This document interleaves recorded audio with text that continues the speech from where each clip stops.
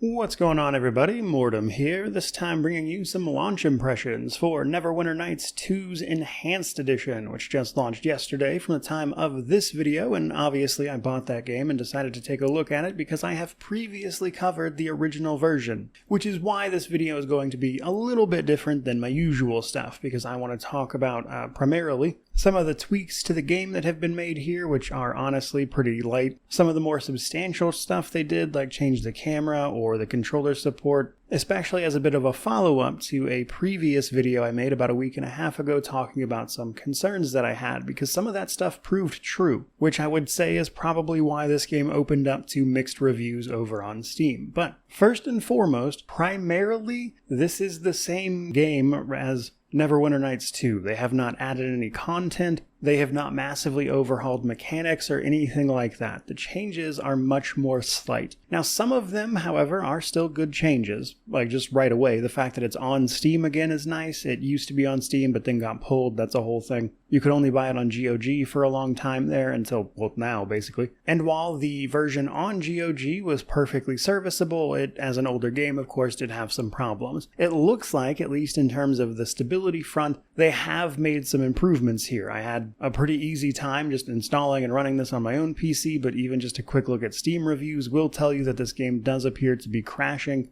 a fair bit for a lot of people. And that sort of mixed reaction is something I'm going to repeat a few times as we move through this little list here. So the other two more important things that they changed were how the camera controls alongside a new UI. Now, on one hand, I actually do think they did a pretty good job of improving how the camera handles. There's 3 different options in total, like it can follow directly behind your character, it can have the old point-and-click version. You can change those camera modes with just a single button press on mouse and keyboard. I assume it's the same for controller. And while it's not perfect, probably because it's an older game, it can still get hung up on terrain and things like that, but by and large, honestly, having played the original, it does feel like a bit of an improvement. The UI, on the other hand, kind of. On one hand, it will actually scale up properly to 4K in terms of like menus and stuff, but the other issue is that you don't actually have the option to scale the UI either, which seems like that would have been the kind of thing you wanted to add if you were in fact overhauling the UI like they did here. Especially if you're using a controller, which this game fully supports now. It has its entirely own separate UI, so it's just an odd exclusion in that front, and it's the kind of thing that, again, makes this feel like a very mixed situation. Now, the other thing that they did here was they did technically update a lot of the textures and stuff. However, the change there is very, very slight.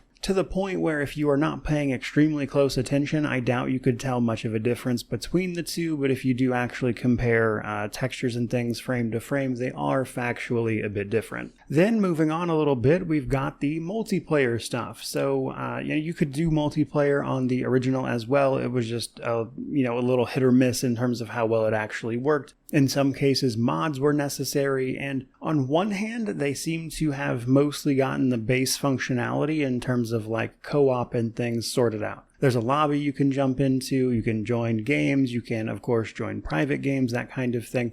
What does not seem to have properly been carried over, though, is things like the persistent worlds, which is a very specific Neverwinter thing, that you basically have a persistent server that you play on with other people. Those are not currently showing up in the current UI and things, meaning you still have to jump into them manually, and while that should eventually get sorted out, as it stands right now, it's a bit of a half-hearted implementation, which unfortunately seems to be a bit of a running theme here. And while we're at it, if you're curious, it looks like things carrying over from the original are a bit hit or miss. I've seen some people actually reporting they were able to get old saves and stuff to load up in the Enhanced Edition. I've also seen some reports that some of the old mods are actually working just straight away, like you don't have to do anything special or update them, they just work. But again, even that is not all of them. Some of them are actually not working, and that's largely because of course, the specific changes that were made here. And because they have not released an exhaustive list of these things, that's going to have to be tracked down by the community more than likely. So as far as the actual changes from this Enhanced Edition go, I'm pretty mixed on them. There's some good stuff in there. There's some stuff that is underwhelming. Things like the controller support are great. The fact that this is coming to consoles as well as PC is also great. There's a lot of cool stuff in here that I think is worth seeing,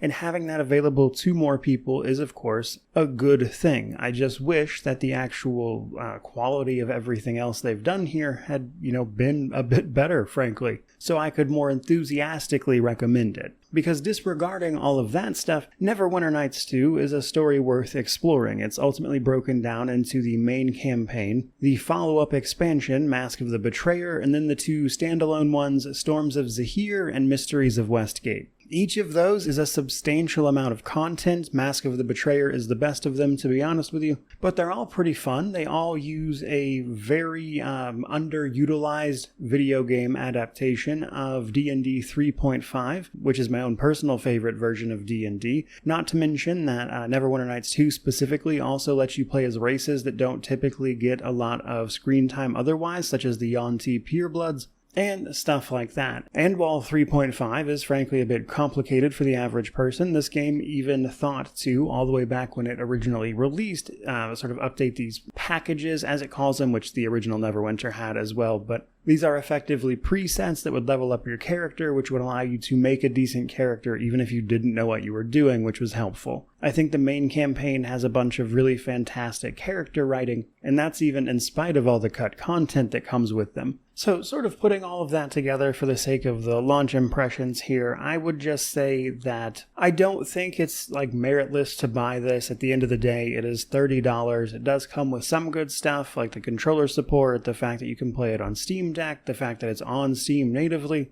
are all reasons enough that somebody might be moved to purchase this particular new version. On top of that, it's not exactly prohibitively expensive. At $30, I mean, realistically, I'm going to spend more on pizza with me and my son. In fact, over on GOG, they are offering a discount on the new version. If you own the original version that you would have had to have purchased there if you hadn't got it on Steam back in the day when it was on Steam before this version. So even then, you can buy it for a little bit cheaper, as an example. So some of these faults are just not the end of the world or anything. It's simply that they had the opportunity to really make this experience as great as it could be for all the new people who are probably checking it out for the first time. And I think that's a bit of a shame because, again, Neverwinter Nights 2 does, in fact, do some really cool stuff. And as a result, I am kind of in agreement with the Steam reviews on this one. I'm pretty mixed about it. And while I will do a full review for this in the future, as I'm a little busy at the moment and I've already played this, so it's not exactly a big priority for me right now,